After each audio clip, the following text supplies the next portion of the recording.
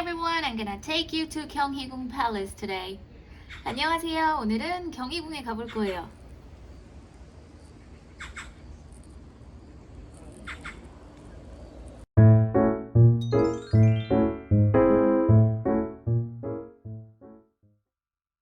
There are 5 grand palaces in Seoul.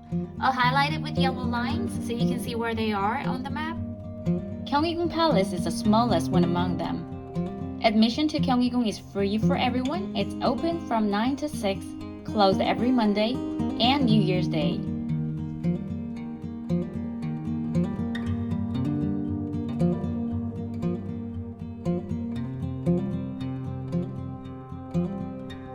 This is the main entrance to the site. This painting is called dancheong, Korean traditional decorative coloring on wooden buildings and artifacts. Dancheong literally means red and blue. Only the royal palaces and the Buddhist temples were allowed to have it. You pass the main entrance and walk into this large empty space. For a time, the palace was much bigger, filling up this space with buildings. But most of Gyeonghuigung was dismantled by the Japanese during their occupation of Korea, colonial time. The palace was built in the early 1600s in the west of the town, so it was also called West Palace. In the later Joseon period, the palace served as a secondary palace for the king. The secondary palace is usually the palace where the king moves to in times of emergency. About 10 kings of Joseon dynasty stayed here at Gyeonghuigung. This is the chamber of king's royal audience. He would sit in the highest position, and others on those flat cushions on the floor. If you look above the ceiling, you can find 2 dragons in the ceiling well. The dragon was the symbol of the king in the later Joseon era. This architect feature is called a ceiling well because it looks like a traditional style well.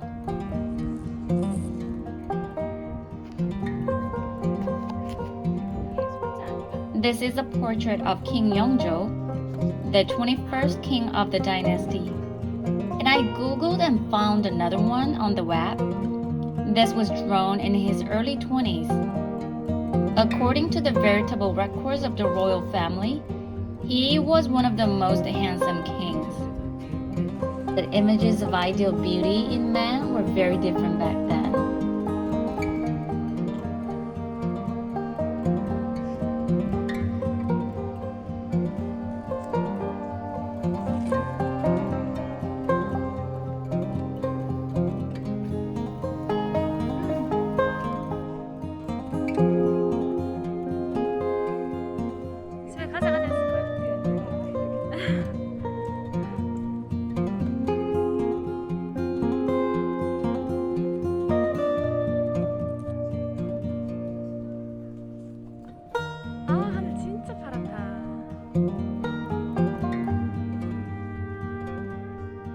Gyeonghuigung is built at the foot of a small mountain using the slanted geography of the surrounding environment, so it has a uniqueness that other palaces don't have.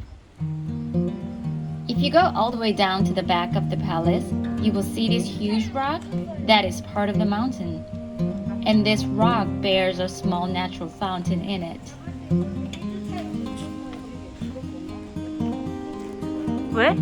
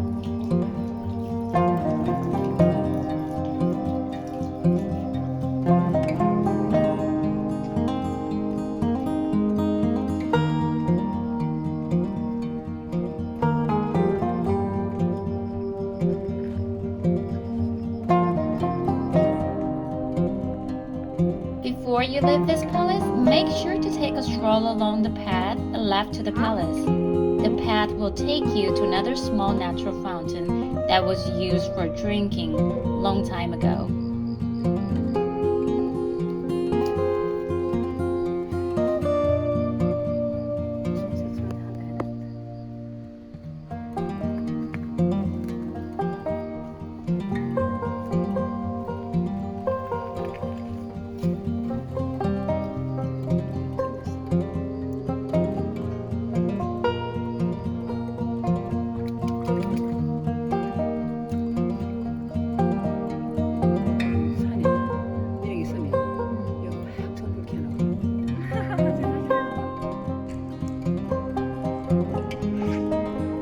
And if you continue walking all the way down to the path, it will lead you to the back side of the palace where you can bring your food and have a small picnic. That I will show you in my next video. Thank you for joining me on the palace tour of Gyeonghuigung. If you like my content, please like my video and subscribe to my channel. 감사합니다. 안녕!